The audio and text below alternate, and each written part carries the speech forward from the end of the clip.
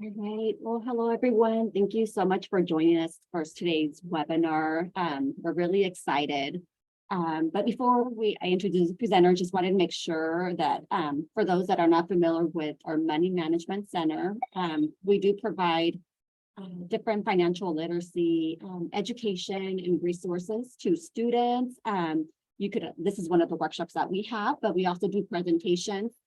We also do presentations on campus, off campus, and then I'll put in our chat box our website. So if you have time, want to check out, some of the information we have, our calendar of events, everything will be on the website. And also for people that weren't able to join in or can't stay during the whole webinar, we'll have the recording posted by tomorrow on our YouTube channel. So you'll be able to check it out on our website as well. But now, I would want to go ahead and introduce our presenter. We're really excited. It is Nisha Ajmani from Housing Economics Rights. She's going to be presenting today on renting an apartment and what that process looks like. So Nisha, it's your time to present now. And let me know if you want me to stop along the way to answer any questions for anybody. If you want to type them in the chat box. Go ahead and do that, and we'll answer them as Nisha for first. Great, thanks, Martha. Hi, everyone. My name is Nisha Ajmani. I am a staff attorney at Housing and Economic Rights Advocates. We're based in Oakland, California, but we serve the whole state, and we have attorneys from all over the state and other staff members. Some of them are on this webinar now, actually. So I focus on tenants' rights, and I also help out with some debt and credit issues, but HERA, we help with a wide range of issues, including student loans, mortgage issues, home ownership issues, and then our tenant team is pretty large now. So I'm going to focus on the rental process for students. Oh yeah, and if you have any questions, you can put them in the chat box. I can try to answer them as we go, but just make sure that they're not like confidential or sensitive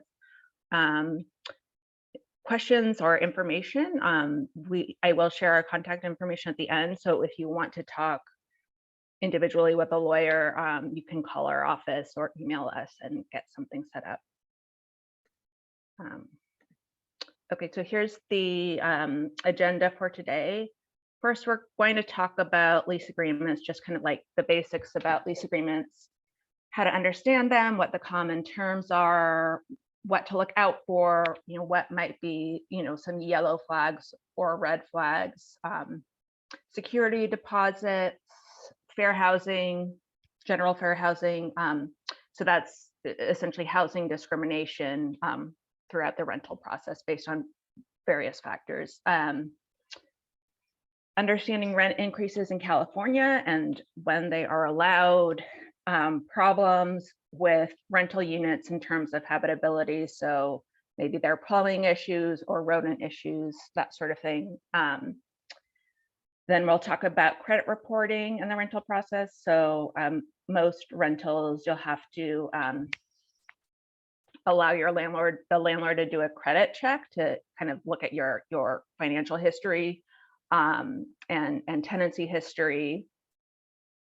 Sometimes they're called tenant reports, tenant screening reports, sorry, but yeah, so I'll talk about that a little bit. And then I'm going to talk about tenancy relationships and rights. So this is pretty relevant to students because I'm sure a lot of you live with roommates. So there are kind of some important things to know about the relationships between co-tenants and a tenant and the landlord, or what's called a master tenant and somebody who's subletting the apartment. So I'll get into that. Then I'll talk a little bit about what is going on in Fresno County that I've learned so far. And then I'm going to share some resources for rental assistance and other like housing assistance that might be helpful. And then if we have time at the end, I'm available to answer other questions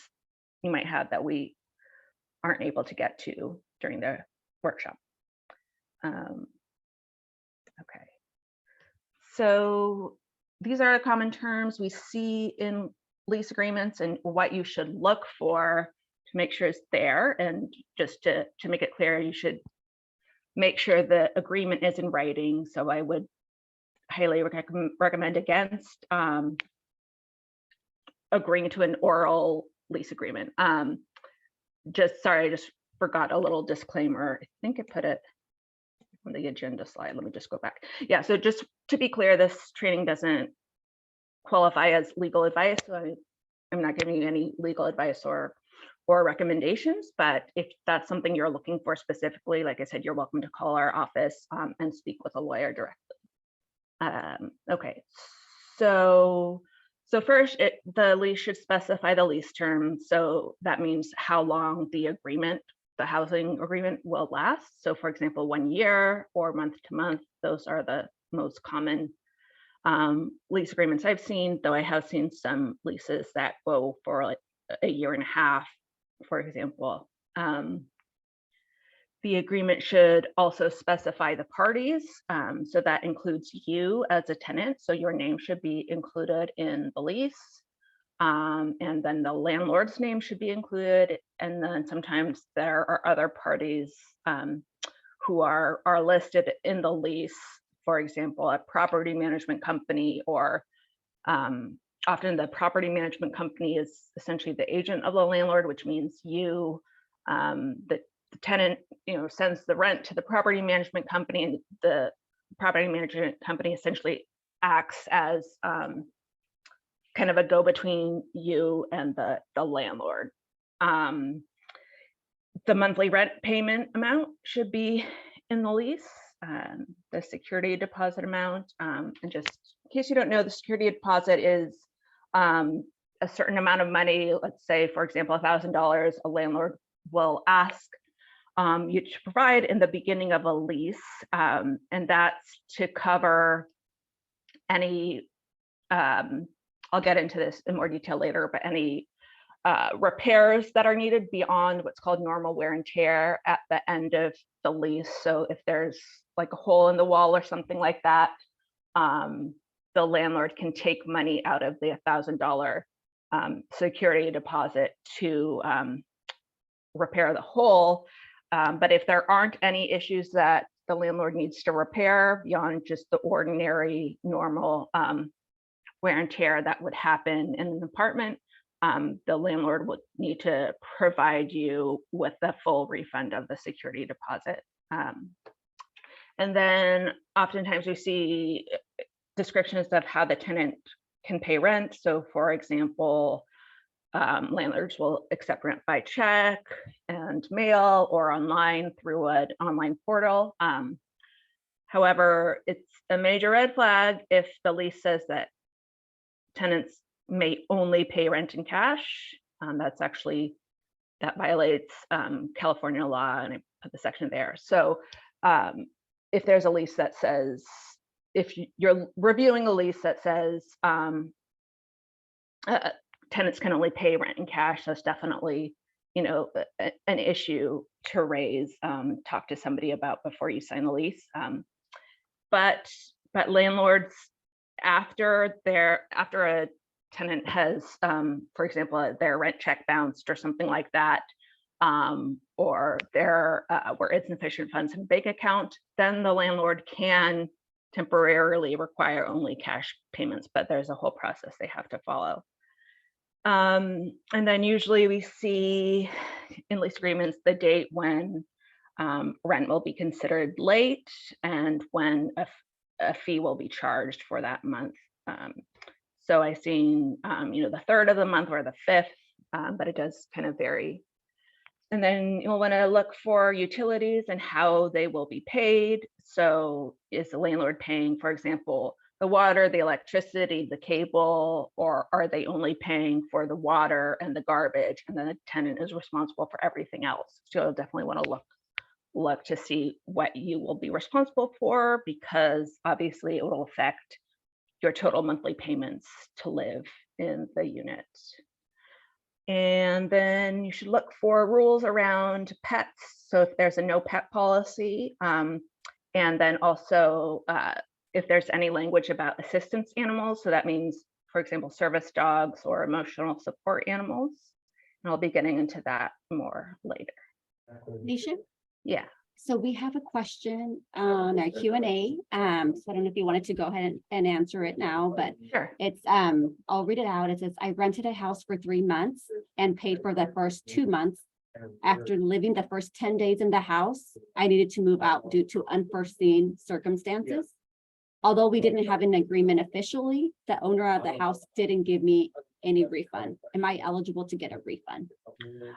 So again, this is kind of like a specific issue that I don't really feel that I can answer because there are a lot of other factors that we would need to look into. So I can't give you a straight answer about that right here, but I would recommend you could call our office again.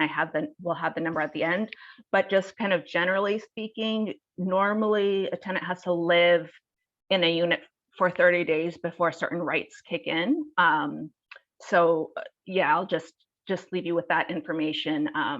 But yeah, unfortunately, I don't have enough of the other facts to really give a clear answer. And I think it would be more beneficial for the student to talk directly one-on-one with a lawyer to learn more about that. Perfect. And then I think somebody had their hand raised. I don't know if it's Judy. So I don't know if Judy had a question now or a comment. Also, I hear like playback from somebody. I'm not sure. Okay, yeah.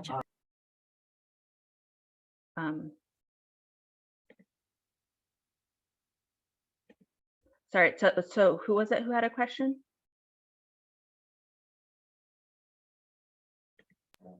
If it's Judy, I think I saw the name listed. Judy had a question.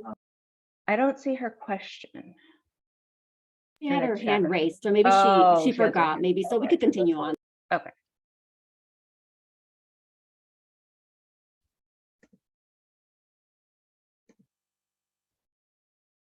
Okay, so just kind of a continuation of what I talked about in the last slide. These are some things to look out for that could be an issue.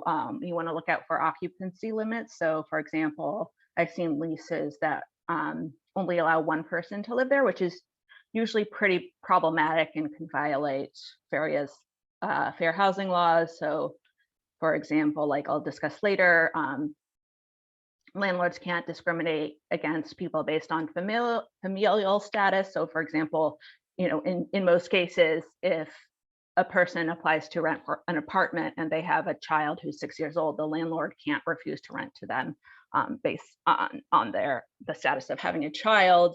So that, an occupancy of limit of one person is a major problem and might not be valid in most cases. And then you want to look for restrictions on visits from guests. And again, I'll get into this more later, but if there's more than one tenant, you want to see if all of the tenants' names are on the lease. So are you and let's say 2 other people, are the 3 of your names on the lease? If so, you're all co-tenants. And if you pay rent directly, each person pays rent directly to the landlord.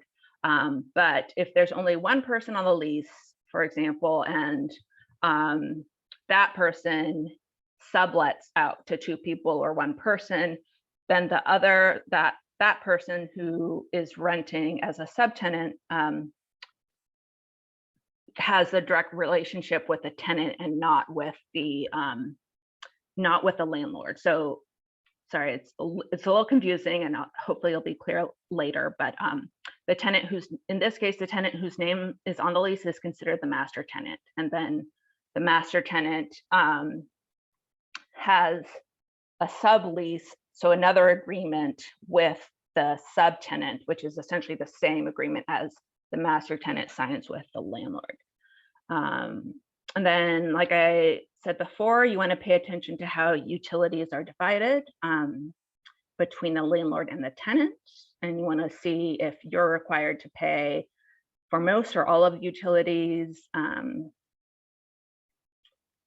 And yeah, if you are required to pay, for electricity and water and garbage, it could really add up. But I mean, I can say kind of generally in most apartment buildings, I haven't seen tenants being required to pay for water or garbage, but that is obviously not like a standard. So it could be different in different counties. But if the folks rent a single family home, so they're renting in a, a normal family house type of deal, then I've seen more often that those tenants are required to pay more for things like garbage and water. So just something else to look out for. This is also an issue I've seen come up a few times, and that's yard maintenance and landscaping. It can be a real problem when a tenant moves out, especially if the lease is very vague about what landscaping and yard maintenance means. So if the tenant is responsible for landscaping and yard maintenance, there's definitely the argument that they should either be allowed to pay a decreased rent or be paid for that work. So definitely look out for that. It can be a problem later on down the road if the specifics aren't kind of sorted out. I had a client who the landlord just made these kind of wild claims about how she did not take good care of the yard, and the landlord charged her for like dead trees and just a lot of things that were not the tenant's responsibility. So this can definitely be an issue, even though it's not something people think about very much, I don't think. And then if it's public housing in any way, so like government subsidized, you'll just want to look out for that, because there are other rights and protections and requirements that might apply in those types of housing units.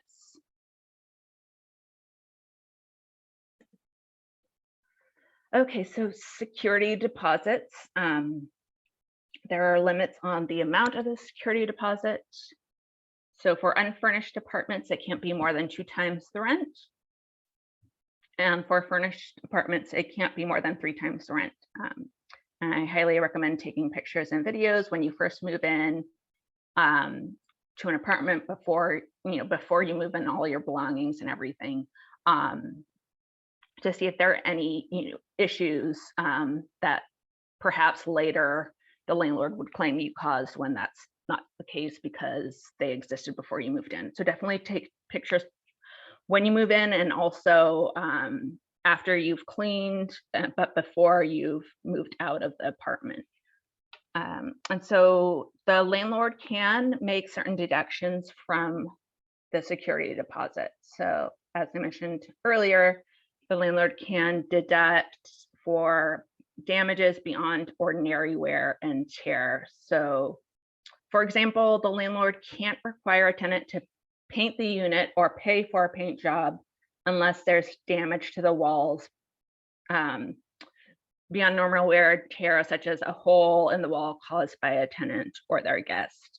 And I also just want to make clear, like, this is in general, but sometimes there are exceptions to these rules, and there are nuances. So just keeping that in mind. The landlord can deduct for the cost it takes to clean the unit to make it as clean as it was when the tenant first moved in, and then to cover any unpaid rent.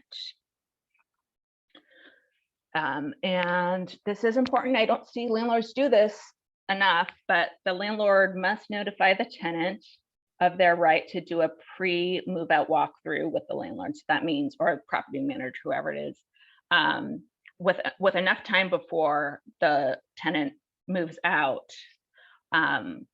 They have the right to go through the unit with the property manager or landlord, and the landlord is supposed to identify where are issues that need to be fixed or cleaned, to give the tenant the right to the opportunity to make those repairs, to avoid having any deductions from their security deposit. So if the landlord doesn't notify the tenant of this right, the tenant definitely has some recourse to the Civil Code section 1950.5, which covers the security deposit rules. So that's just definitely something to look out for. And then the landlord must return the full or a portion of the security deposit to the tenant within 21 days after the tenant moves out.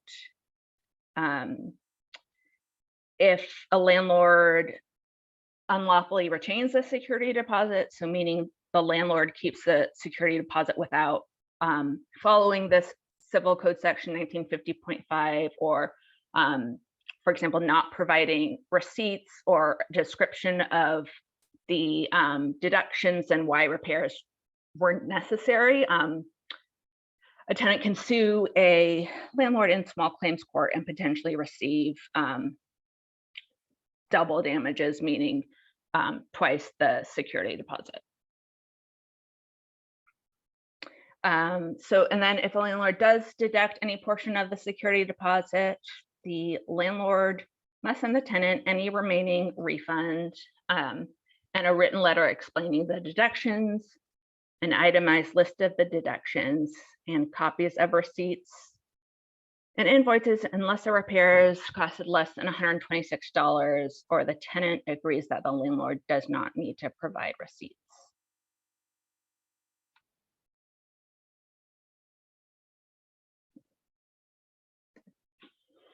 Okay, so I'm going to talk about fair housing in general. This is a topic I'll talk about more at our next workshop, which I think Martha will send out information about later. But so if you want to learn more, you're welcome to come to that workshop. I think it's on the 26th. So under federal and state law, it's illegal for landlords and other housing providers to discriminate against individuals in the rental process.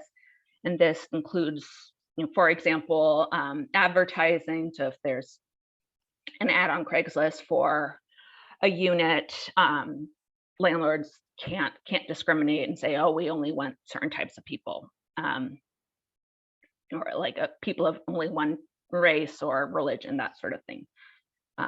It applies throughout the whole tenancy and then also during eviction actions. So essentially what this means is that landlords can't treat one group of people differently from another.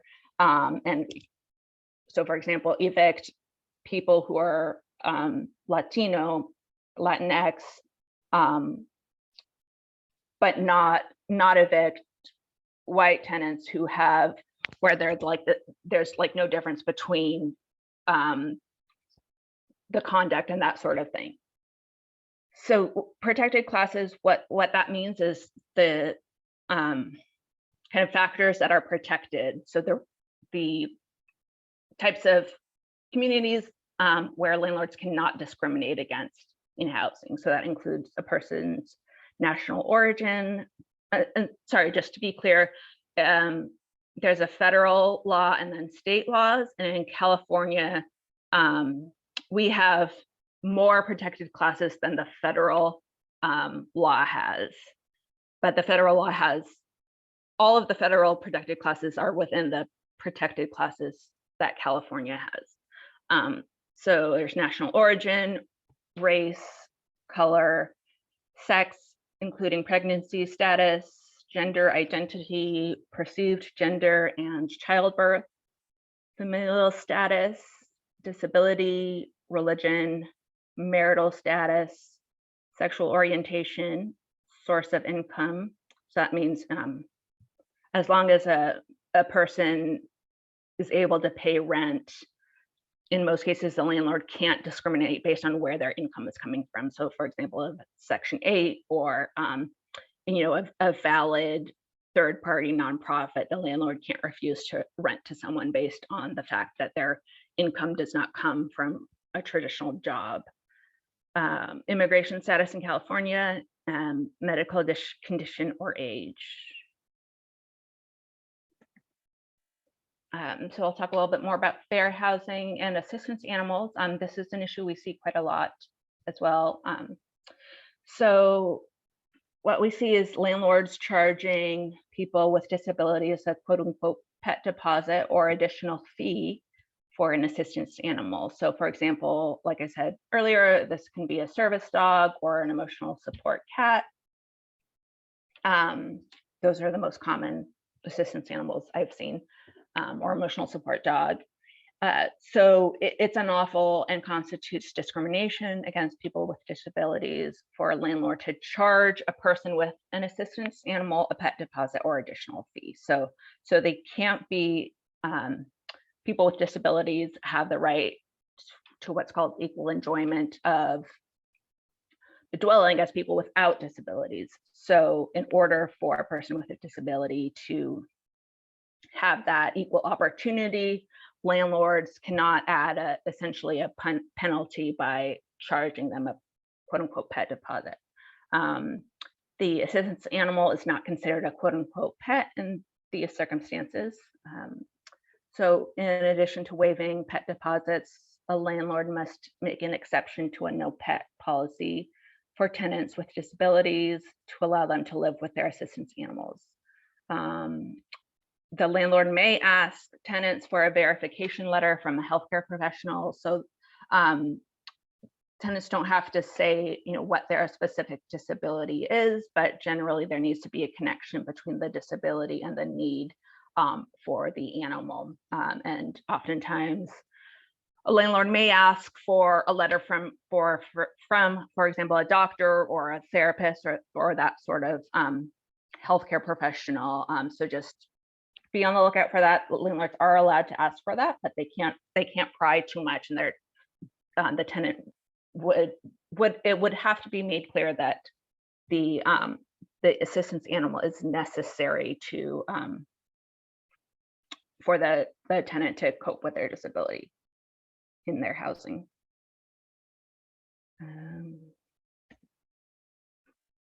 Okay, so understanding rent increases. This is a little complicated, so I hope it's not too confusing, and it's definitely not all of the information is not contained on this slide. So it's kind of more general, and I definitely recommend, if you come across this issue, talking to a lawyer if you're confused about anything.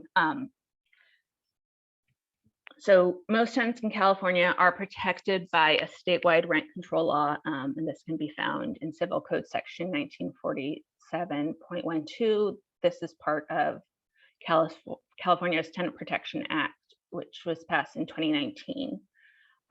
So under this law, tenants who have lived in their unit for at least 12 months cannot be required to pay a rent increase of more than 5% plus the percentage change in the regional cost of living. So I'll try to summarize what that means. Essentially, I think about each year, cities and then sometimes regions. So like, for example, Bay Area region or Central California region, and there are websites where you can find the cost of living index, but each year the cost of living might increase or change in some way. So the rent increase cannot be more than 5% plus the percentage that the cost of living changes. So maybe it's 3% or 5%, but regardless of what the cost of living index is, the rent increase cannot be more than 10%, and it has to be the lower amount. So if the cost of living or the CPI is 3%, then the rent increase cannot be more than 8% because it's 5% plus the cost of living, which would be 8% total. And then also landlords of properties covered by this law cannot raise the rent more than 2 times per year. Unfortunately, this law does not apply to all rental units. So these units are not protected from statewide, are not protected by statewide rent control. And that's tourist hotels and hostels, nonprofit hospitals, religious facilities, extended care facilities, student dorms, a duplex where the landlord lives on the property. So normally this is, for example, a 2-floor kind of like condominium or housing unit where the landlord lives on the top floor, for example, and then the tenant lives on the bottom floor. Housing restricted by a deed, regulatory restriction or certain limits on affordability. So for like some government limits on affordability to low or moderate income households. So for a while, there was some confusion about whether this exception included Section 8 and recently Section 8 vouchers. Recently, it's been confirmed that the Tenant Protection Act does protect tenants who have Section 8 vouchers. So this rent control does protect Section 8 voucher holders. And then this gets a little confusing. Single family homes where the home is not owned by a corporation, a certain type of trust, or an LLC, which is a type of business. It gets pretty complicated to kind of parse this out, but essentially what this means is if the single family home is owned by an individual or possibly a small business, which is an LLC, then this rent control law would not apply to them. But it's definitely, again, if it's a single family house, I think it would be wise to talk to a lawyer to see if the statewide rent control law would apply in this situation. And it can also change, like if the owner sells the house, it's just something to keep in mind, then the rent control law might not apply. So you might, if you move into a single family house, the rent control might apply. Let's say the owner sells the house to an individual. So let's say a corporation sells a house to an individual, then statewide rent control won't apply. But it's also important to look at local laws to see if there are any rent control protections that would apply to somebody. And then units where the certificate of occupancy is less than 15 years old.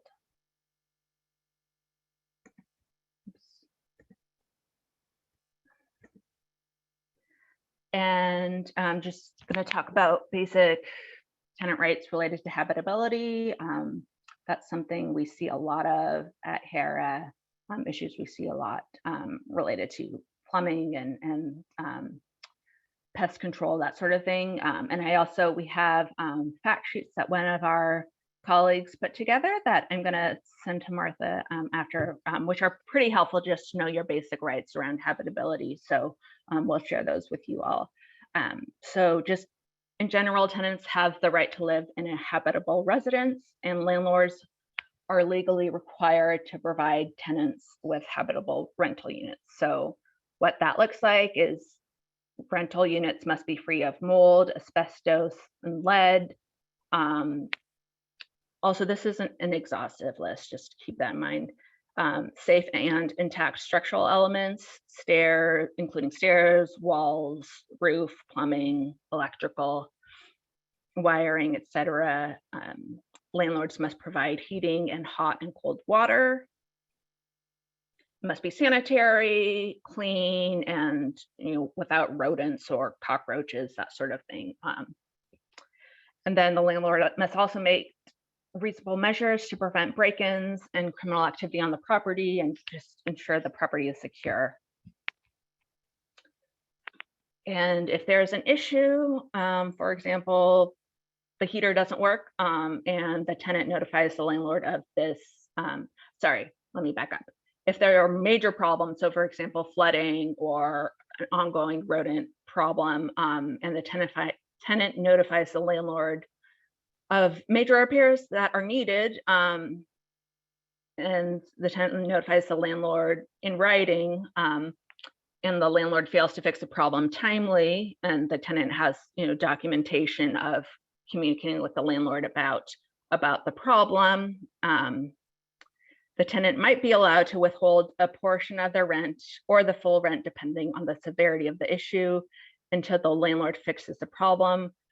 Or the tenant can make the repairs themselves or hire someone to make the repairs and then deduct the cost of, for example, buying products or paying somebody to fix the issue. So tenants can deduct that cost from their rent. But again, also it's really important to have good documentation of the problem and good documentation of notifying the landlord of the problem. And they're, maybe they drag it out or they say, oh yeah, we'll get somebody to come fix it, on Saturday, and nobody ever comes. So they're really, in order to use these kind of solutions, it's really important to have good evidence, because you don't want to be in a situation where the landlord can claim you're not paying rent. And then if tenants do use the repair and deduct method, they need to make sure they provide receipts to the landlord. And like I mentioned before, it's important to document the habitability problem thoroughly, including taking pictures of the conditions and communicating with the landlord and property manager in writing only. So that can be text message or email, and then kind of depending on the severity, or kind of if it needs to be escalated, a letter may become appropriate at a certain time. And depending on the extent of the habitability problem, the landlord may be required to relocate the tenant temporarily and pay for hotel costs while the unit is being repaired.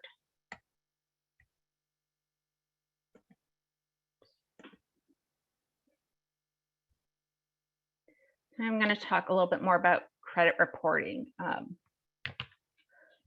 So what credit reports are, I'll just, like I said earlier, it's just kind of a general history of a person's kind of financial records, including credit cards, any loans they have taken out, for example, for a car or student loans, and kind of their record of making payments, whether they were on time, how much of their credit card limit are they using each month, that sort of thing.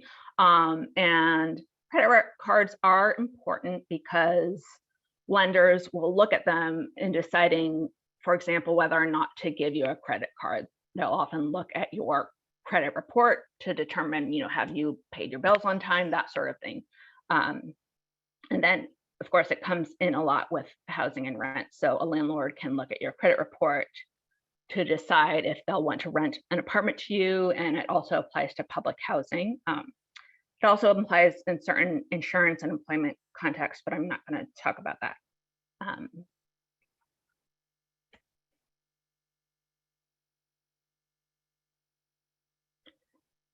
So just some more information about what to know about the rental process and credit.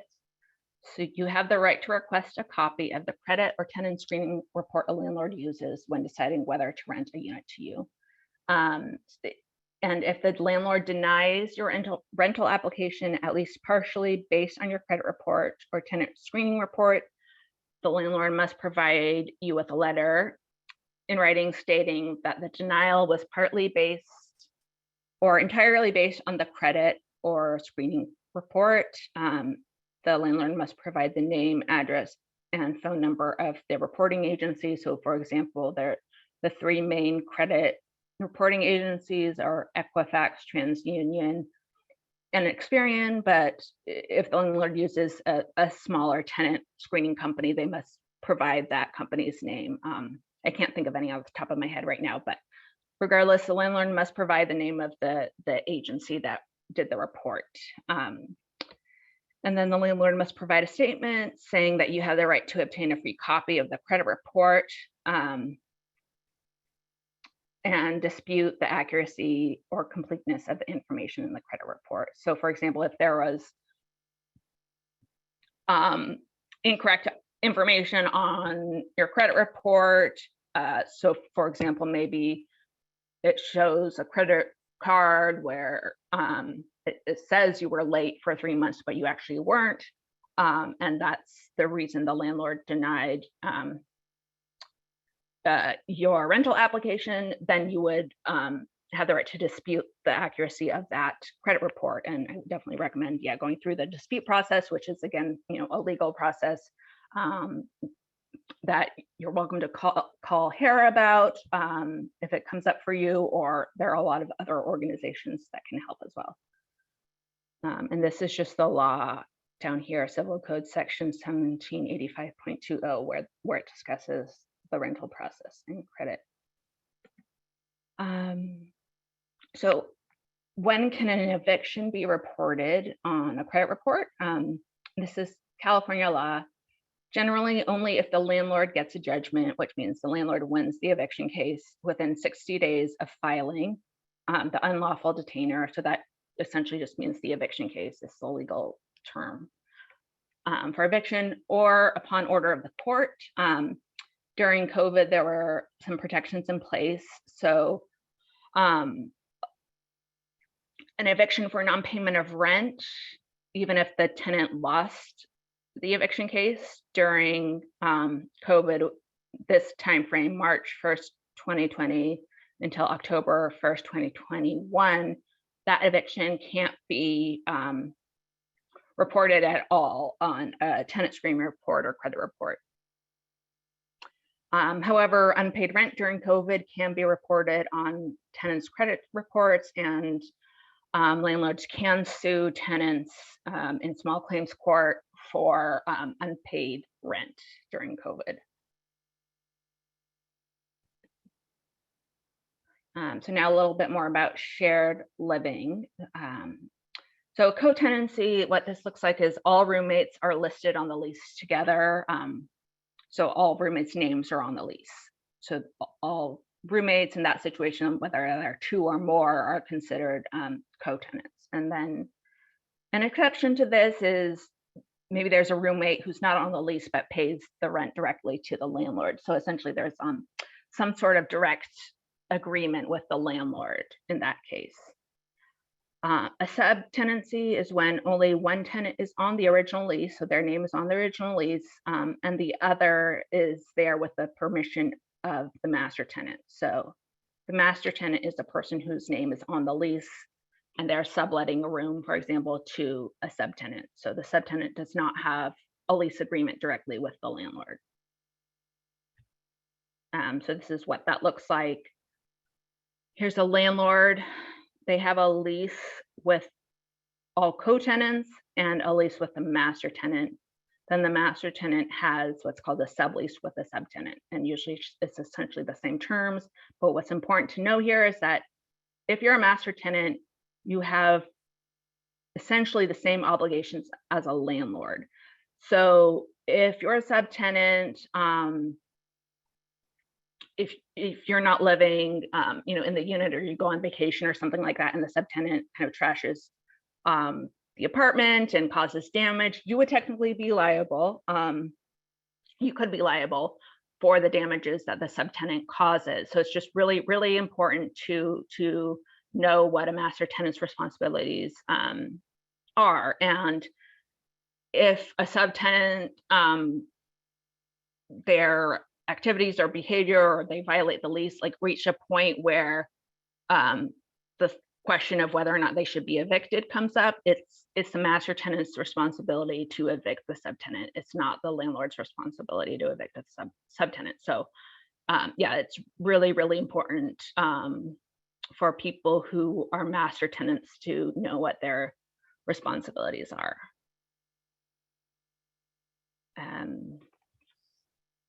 So all tenants, for co-tenants, all tenants who sign a lease with a landlord, sorry, I just need to move this. So for co-tenants are all tenants who sign the lease with the landlord and pay rent directly to the landlord. It's important to know, so all tenants are what's called jointly and equally responsible for paying rent and complying with the lease. So where this can come up is, let's say there are three co-tenants, they're all co-tenants. One breaks the lease and moves out early, or maybe causes damage to the unit and just moves out. And then there are two tenants left. If the landlord is not, if the other tenant who left the unit does not pay rent for the rest of the lease, the two tenants remaining are technically responsible for paying that rent, or they can, try to go after the other tenant who left to get that tenant to pay them their share of rent so they can pay it to the landlord.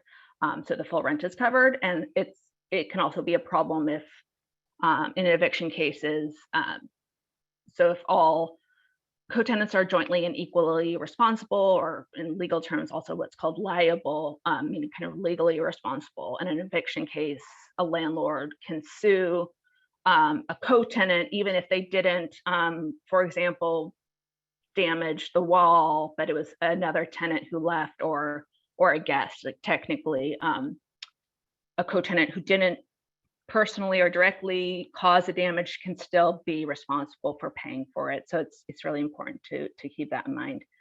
And a landlord can choose to evict all of the tenants or just one of the tenants.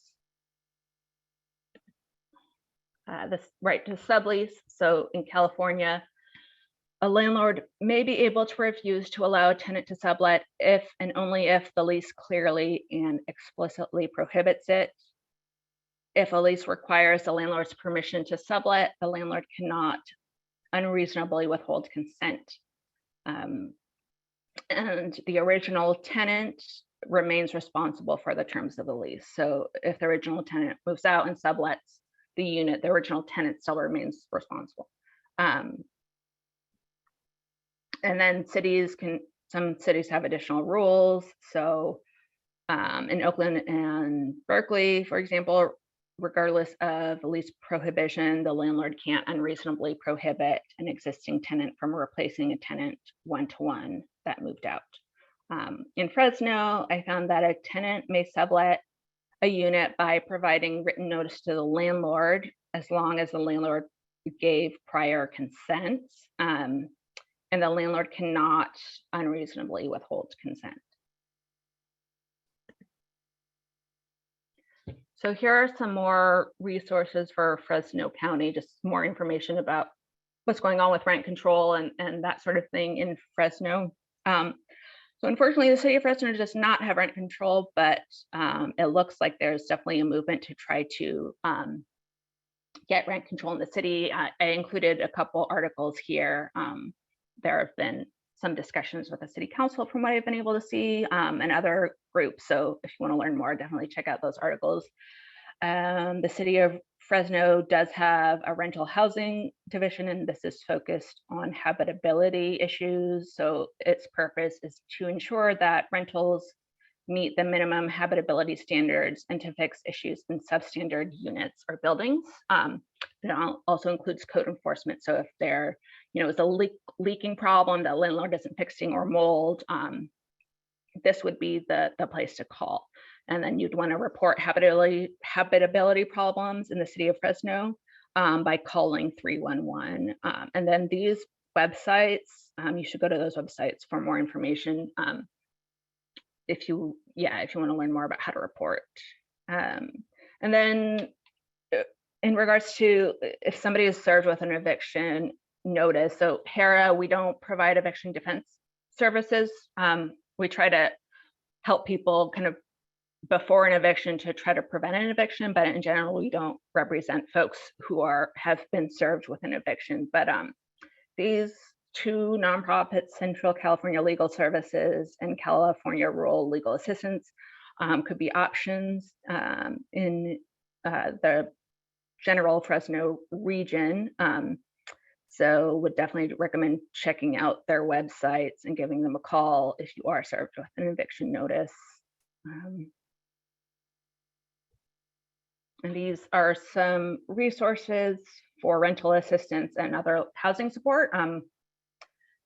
The Fresno Center and Catholic Charities, they do have some, from what I've seen, some options for financial rental assistance if folks are dealing with issues paying rent. I don't know, kind of their eligibility requirements, but you can definitely go and check out their websites and give them a call if you're interested. The Fresno Department of Social Services, United Way of Fresno and Madera County. And then so these also might provide housing support. So for example, people case managers or other staff who can help people search for housing. Maybe they don't provide actual financial assistance, but they might be able to help you apply for housing or find affordable housing. And then the Marjorie Mason Center, this is specifically for survivors of domestic violence, and they have housing support and resources there as well. I think that is it. This is HERA's kind of a summary of our services. We obviously provide help with people who are tenants and dealing with housing and tenancy related issues, but we also help people who are dealing with debt collection issues, whether it's student loans, auto loans, medical debt, other types of loans, credit reporting. So as I mentioned earlier, inaccuracies on a credit report, identity theft, some related issues, learning how to understand your credit report.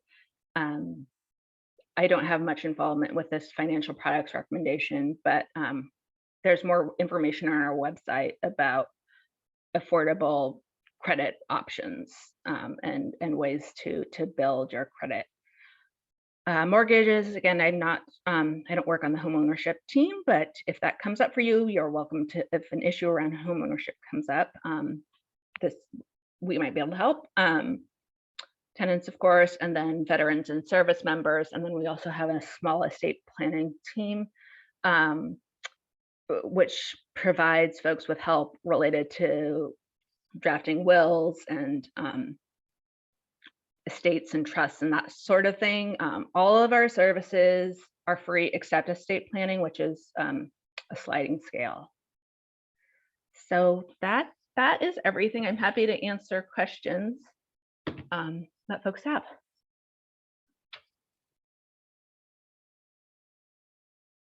Okay, the question: when a refrigerator, air conditioner, or other expensive household item breaks down because they're old, who pays for the repair? That's a good question. It's generally the landlord who pays for that. If the landlord was, obviously, most of the time what I've seen is refrigerator, a unit comes with a refrigerator. So if the refrigerator just kind of breaks down because it's old, it's the landlord's responsibility. However, air conditioner, that's a little bit, there's more gray area around that. If the tenant buys the air conditioner, then the landlord could definitely make the argument that it's the tenant's responsibility to make the repairs. But if the air conditioner comes in the unit and it just breaks down because of it's old or that sort of thing, then probably it would be the landlord. But again, like I've mentioned, there are kind of exceptions to this and nuances, so just be aware of that. Okay. Is there another question?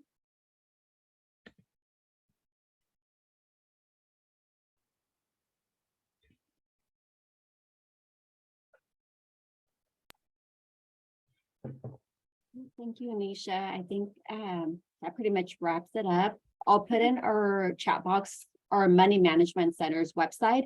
And as Nisha mentioned, she is going to be presenting later this month on October 26th.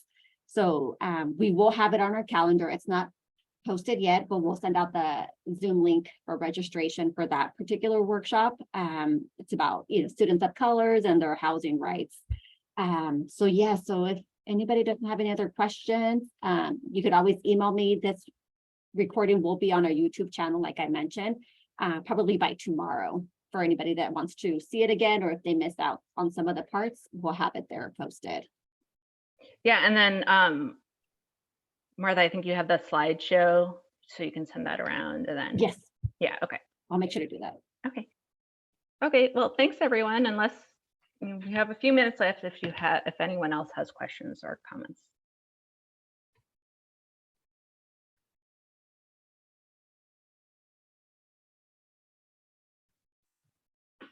All right. Okay. Thank you so much, Nisha. Yeah, thanks. Okay, bye. Have a good day. Bye, everyone. Oh, wait, there's